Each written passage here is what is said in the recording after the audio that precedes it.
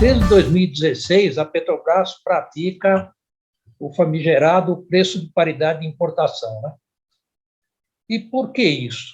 É bom deixar isso muito claro, que a causa básica do PPI é muito simples, é porque nós somos importadores. Nós já fomos autossuficientes na produção de derivados, mas perdemos essa condição há um bom tempo atrás. E aí eu queria dar assim, um breve histórico de como é que a gente chegou nessa condição. Lá na década de 60, até o começo da década de 70, a situação era a seguinte: o petróleo era barato, o petróleo de referência da época, o Arabi Leve, valia mais ou menos uns $3 por barril, mesmo corrigindo por dólar de hoje, é muito pouco, e o derivado era um pouco mais caro. Então, a margem do negócio estava no refino, o grande ganho estava no refino. Aliás, é uma indústria em que, historicamente, as margens mudam de segmento. Então, se uma empresa quiser sobreviver no longo prazo, ela tem que ser verticalizada. Bom, de qualquer maneira, nessa época, a bacia terrestre brasileira, com exceção da Amazônia, estava razoavelmente já mapeada e sabia-se que não tinha muita esperança de achar petróleo em terra ou em águas rasas. E não tinha tecnologia para ir além disso. Então, a decisão do governo, na época, foi tornar o país autossuficiente em derivado. E é bom lembrar que, na época do regime militar, as decisões, fossem boas ou más, tinham um processo de implantação bastante acelerado. Então, num espaço de 12 anos, entraram em operação 5 refinarias. Em 1968 foram 2, a de Betim, em Minas, e a de Canoas, no Rio Grande do Sul. Depois, em 72, foi a vez de Paulínia, no estado de São Paulo. 77, a de Araucária, no Paraná. E, em 80, a de São José dos Campos, em São Paulo. Então, com isso, alcançou-se a meta. A gente tinha um mercado mais ou menos de 1 milhão de barris por dia, o mercado interno da época, e passamos a ter uma capacidade de refino de 1.300.000. Então, nesse ponto, atingiu-se com folga a autossuficiência. Acontece que, nesse período, a situação mudou radicalmente, né? Nós tivemos os 2 choques de petróleo. O primeiro, 73, 74, foi a reação da OPEP à guerra do Yom Kippur. Ela penalizou principalmente os países que a OPEP considerou que foram aliados de Israel. Esses sofreram embargos e sofreram falta mesmo de derivado de petróleo, de tudo. A OPEP reduziu a produção e parou de entregar para esses países. Então, Estados Unidos, Grã-Bretanha, Holanda sofreram bastante. Aqui no Brasil, a gente sofreu mais o impacto dos preços. Aquele petróleo de $3 pulou para 12, mas decidiu-se não mudar a estratégia, continuar perseguindo a autossuficiência em refino. Aí, 79 e 80, veio um segundo choque, né? Começou com a Revolução Fundamentalista no Irã, que derrubou o Shah Reza Pahlavi, subiu o regime dos ayatollahs, e logo depois veio a guerra Irã-Iraque. E aí pegou 2 importantes produtores mundiais e durou 8 anos. Numa determinada fase, tornou até insegura a navegação no Golfo. Então, foi um choque muito grande. E o petróleo pulou para uns $50 por barril. O que, se você corrigir para o dólar de hoje, dá mais ou menos o preço atual. Só que, naquela época, a Petrobras produzia mais ou menos 20% da demanda interna. 80% era importado. Então, o choque foi muito grande e o país simplesmente não tinha caixa em moeda forte para bancar isso. Então, foram tomadas uma série de atitudes aí, entre as quais a Petrobras recebeu a seguinte orientação: seus investimentos em refino estão congelados e, se não tem petróleo em terra, vá ao mar. Foi quando foi desenvolvida a Bacia de Campos, entraram em operação aqueles sistemas antecipados de produção tal, e o jogo foi equilibrando. Só que os investimentos de nova refinaria, nem pensar. Então, o mercado continuou a crescer. E o parque de refino era o mesmo. Então, foi feito assim um esforço de formiguinha heróico e modificações nas refinarias existentes, de baixo e médio custo, com 3 objetivos: aumentar a capacidade, adequar para o processamento do óleo nacional, que é o óleo ácido, e adequar o perfil de produção. Por quê? Nós passamos a ter um déficit muito grande em diesel e GLP, enquanto a gasolina e o óleo combustível sobravam, né?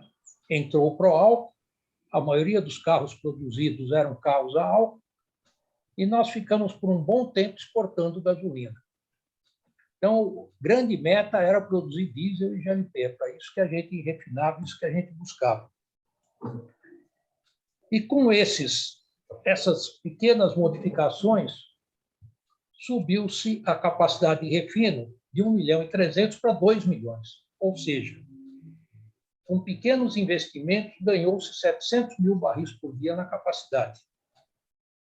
Foi um negócio muito grande, feito aos poucos, e que o pessoal, a maioria, não percebeu.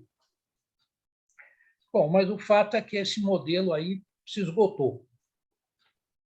E das novas refinarias previstas, só entrou em operação metade da refinaria Abreu Lima, em Pojuca, no Pernambuco, com uma capacidade de 115.000 barris por dia, que ela nem pode usar por completo por problemas de restrições ambientais. Então, hoje nós temos uma capacidade de 2 milhões e 100 e um mercado de 2 milhões e meio.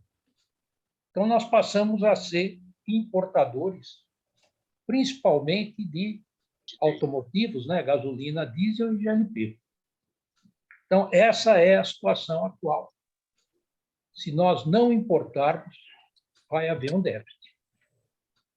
Bom, dando um ponto final nesse tópico do histórico.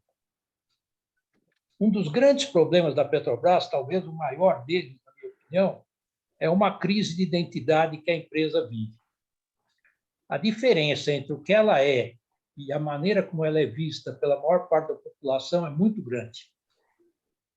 E por que isso? Pelo próprio histórico da empresa. Ela foi fundada em 1953 como uma autarquia pura. Em 77, ela lançou ações na Bolsa de Valores e passou a ser uma empresa de economia mista, sujeita às regras da CVM, às leis da SA, esse tipo de coisa. Depois, em 97, houve a quebra do monopólio. Com a quebra do monopólio, a responsabilidade pelo suprimento do mercado interno passou a ser da Agência Nacional de Petróleo. Mas a Agência Nacional de Petróleo, a ANP, ela não tem refinaria, ela não produz petróleo, como é que pode? É obrigação dela criar condições para que o mercado seja atendido. Essa é a obrigação máxima da ANP. Além disso, foi, por legislação, aberto livre acesso em dutos e terminais. Então, foi criada uma subsidiária, a Transpetro, e, por lei, dutos e terminais que tivessem ociosidade, ela era obrigada a licitar para outros players aí, privados, etc. E também começaram a aparecer os importadores privados, apareceram os formuladores, e é o seguinte, a gasolina ela é uma mistura de várias correntes. Então, é possível alguém importar essas correntes, fazer um pequeno investimento em tancagem aqui e formular a gasolina aqui. É como importar uns retalhos e costurar uma colcha aqui. Essa é uma figura que existe até hoje e deve continuar.